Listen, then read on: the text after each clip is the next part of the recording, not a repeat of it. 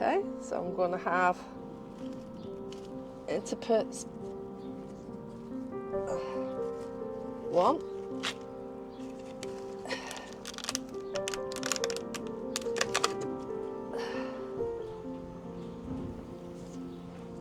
2. Well, there you have it. Turn the tap on near the kitchen now and we'll be able to water the polytunnel. So here we are outside the polytunnel. We're going to attempt to fit this watering sprinkler system that attaches to a hose pipe. So as you can see there, this is going to attach to my hose pipe. I'm actually going to fix a tap just here on a wooden post. So I'll just connect it straight into that. And we're fortunate enough where the grapevine is outside here, we've cut a hole in there. So I'm just passing it straight through that and we'll stake it on the other side. And hopefully we've got enough tube to run round the polytunnel. We'll have enough go one way, I think, but it's whether it's got enough to come back the other way. But we've got what we've got and we'll deal with what we've got. So as you can see there, as it comes through where the grapevine is, I've just staked, if you can see it there, I'll just put a little stake on that one there just to hold it, and hopefully we'll run it in front of the tomato plants there, in front of those plants there, along the back the same, and then roughly a foot in from the front all the way along here, all the way along there, and all the way along there. We'll just see how far it goes. There's no way there's enough. I'll say that again, I'll get my teeth in. I'm breaking these in for sure, guy. We'll just see how much tube we've got to take us around this. I don't really think we've got enough tube in there, but I can always order some more and extend it. We'll just see how far we get on this initial run. Michelle's going to show you how to do this, so talk us through it, Michelle, as you go along. Right, so what I've done is I put some of the spikes in where I want them to go, and the tubing just clips into these spikes here. So then I'm just gonna run it along. Are you pushing that down, that stake, so it keeps Oh, yeah. So push that down. The other ones I can give another push down in a minute. Because it's only going to sit on top of the soil. Yeah, so... We're all trying to figure out how far it goes round this, how far we can get it round. I mean, it's lucky that we both like being hands-on and having a go at new things. You know, anything to make things better for the plants and us. So as I'm going along, I'll unravel it, like so. Tuck it under like that, as you can see, and push it down again into the ground. You can always go around later and put more stakes in if we've got enough. Yeah, I mean, it's like you say, at the moment it's just making sure we get it in. We can, like you say, we can always move things about. Yeah, you're right there, because where it's running in front of these tomato plants now, we could actually run it behind them if we need be, in and out, or... You can do. Like you say, we can move things around as we go along. It isn't a permanent structure. No. Onto that one.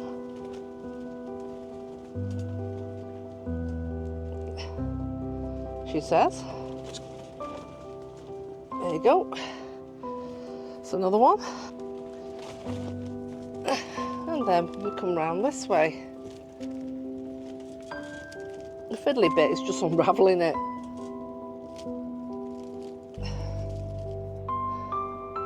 Like so. Let's get this round, push it in, and then push it down, like so. And I keep going round. And as I go round, I observe we have got quite a few slugs in here. They've nibbled at a few of the plants. Yeah, you're right, that's what's had that pepper there. Yeah. I've just noticed throughout, I think slugs and snails. So we'll have to sort that out at some point. Okay, you can see where the water feed comes through the hole in the bottom there where the grapevine comes through. We've just staked it out all the way, just 2 rows really, in each bed, one up there. You see it going all the way around there. and then again underneath the table. This trestle table will move this, so this trestle table here, that'll all get shifted. Yeah, so what we'll show you now, so that's it laid all the way around the outside. It is a suck it and see exercise, this. We can move it about as and when. So what I'll do now is I'll fit these little sprinklers onto it. I'll show you how we do that. Okay, so what we've done is just using a pair of scissors, we've cut this as it's come through. It's nice and easy, hope you can see it. Then you have a little T-piece here. You have your little sprinkler there, which you can adjust that. We'll do that as we faff around with it. And what you need to do is cut another little section, about an inch, half an inch, it don't make any difference. All you do then, once you've cut it, is you put this pipe onto here, like so. Connect that bit in there, like so. Put your little inch piece on the top there, like so. And your sprinkler just pops in there. And there you go. You do that. I've got 30 of them to fit all the way around there, so I'll space them out as and where I think they need to go. And then we'll hopefully turn it on and see what happens, because you just play about with it. So we can move it here, we can stake it there, we can do whatever. And as and when the season decides where we need to put them, wherever the plants are, then we'll just restake it, re-put it down. As long as it gets this thing wet here, yeah, that's all that matters. The roots will find the water eventually. That's what they're designed to do, roots. All right, let me get on with these other 30 and I'll get back to you. There you have it. Little red dots there attached to the black pipe. They're all the little sprinklers. Not been switched on yet, as you can see. They go all the way up there. There's 3 rows here where the tomato plants and chilli plants are, because there's some more stuff to go in the front here. We tend to plant more on this side because it's got more sun. Shadier plants go at the back.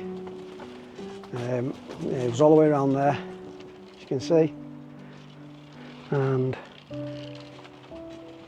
under the trestle table. And like I say, this trestle table there, that'll all disappear soon, that. Start growing things under there and get quite a bit of light in it, but all that'll get shifted into a shed. So the next job is switching it on, connecting it to the water, and let's see what happens. Eh? If anything. Well, let's get to it. Well, there you have it. Turn the tap on near the kitchen now, and we'll be able to water the polytunnel just like this, without even walking in. See, there you go, there's that one, there's that one. But if you look, it's not a complete success. It's okay there, and here it starts to dribble off. A little less on that one, and then some on that one, and then one in the corner. They're all dripping. Even this one here, it is dripping. That one isn't. So maybe it's a case I've got to fiddle with them. Maybe there's too many here. See, on this return here, none of these are dripping yet. So that's what we'll play with, but in principle you can see how it works. Even if, to be honest with you, I might just say where I'm putting it, I might just chop it off there and just do this row for now. So these are the sweet corn that will be direct sowing into the beds. It is June, so it is a little bit late for them, but we'll see how we go. I mean, it's been terrible weather as it is anyhow, so let's hope we've got a late surge of sunshine in September, even into early October. You never know, we might get something out of them. But these are Sweetcorn Goldcrest F1. It says £2.50 on the packet. We paid nothing. I think we paid 50p for it, something like that. And these are what we put in last year. We had great success with these Sweetcorn Superstar. They were really good then. So we'll direct sow them as well, and we'll see how we go. And we bought these in, and the only thing I think of is that there's about 12 in here to start with, but they all seem to be like rotting off at the base. So I don't know why that should be. It's called Sweetcorn F1 Incredible. They certainly ain't that incredible, are they? Looking at that. But anyhow, we'll give them a go. It's got 2 chances. Every chance and no chance. And with it, what we'll do is we'll interplant some, but we'll direct sow some seeds in there and see if they pop up. It is a little bit late for them, but hey ho, you never know until you try. Right, so we're going to plant these in, sweet corn. The hardest thing is getting them out. Once they're out, they never want to come out, do they? Right, okay. So about 40 centimetres apart and just a finger. Let's get them in. There you go. That's one.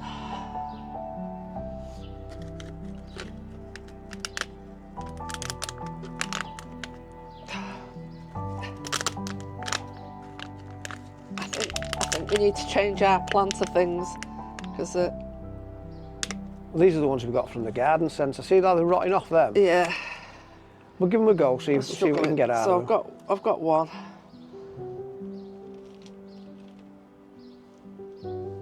You can only hope. 2. That's all right. I'll stir it up with some sand. I mean soil. Not Bob hope and no hope. I know. This one is a no hope. This one. Yeah, just put it on side there for compost bin. The next one.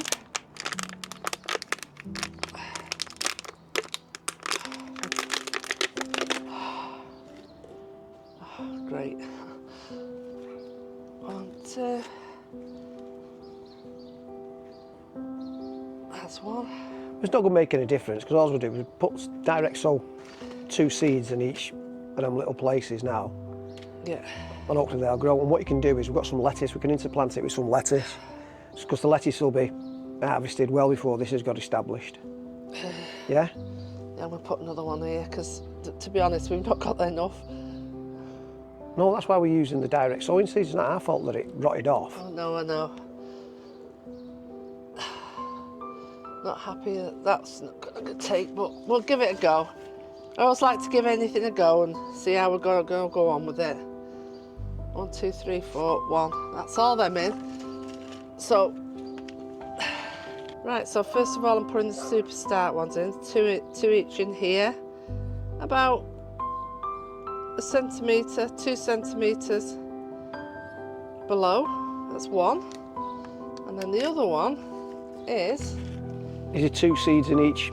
Yeah, there's 2 seeds in each one. And this one is the Sweetcorn Goldcrest F1. They're both F1s actually.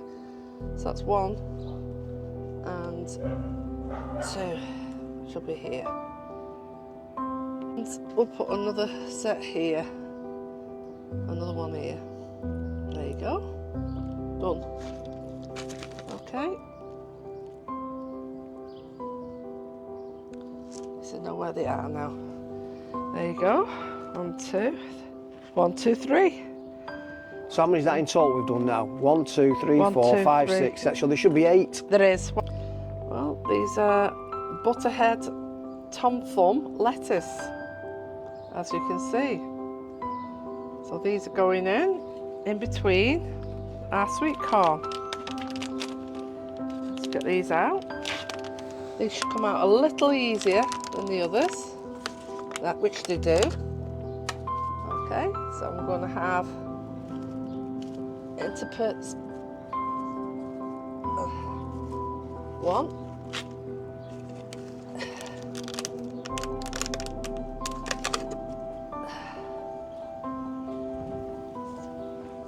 2. There we go. That's the sweet corn bed sorted. It's all watered in now. we've got 4 lettuce interplanted in that. The other 4 went into the polytunnel. So in there we direct sown some, might be a bit late, time will tell. And because the seedlings that we got from the garden centre, I'm not holding much hope out for them. So what I'll probably do later, actually, I'll probably do another 2 direct sowns in there, just to cover in case they don't come out. Anyhow, it's another job done, let's crack on. So that's it for this one. We've had a bit of a success with the watering system, the irrigation system. It sort of like works halfway up one part and then doesn't go all the way around. Whether that's my water pressure, whether it's a system, I don't know. But worst comes to worst, I'll just use it up one side for now. That's where the main watering needs to get done, because that's got the vine, it's got the tomato plants, it's got the chilli plants. On the other side, it's pretty much, you can just hand water that. There was that, then we've planted the sweet corn, which was another half success. Yeah, I think somebody, me, overwatered the sweet corn and they're not very good. But we have... Well, you don't know, like, because it could have happened. Yeah. It could have been at the garden centre, because we bought some plants in because we've started late. But yeah, so the sweet corn's gone in, the plants. We've then had the... we've direct sown some sweet corn as well. We'll see if they come up. It's a little bit late for that, we think. But anyhow, you never know. We might get a little of a bit of an Indian summer, as they say, this year, while it's been a slow start. So we've got the sweet corn. We've interplanted it with some lettuces, haven't you? Certainly have. And I think that's about it on this one, wasn't it? Yeah, I think that's about it, what we've done on this one. I'm going to do some onions later and some melons that'll go in a polytunnel.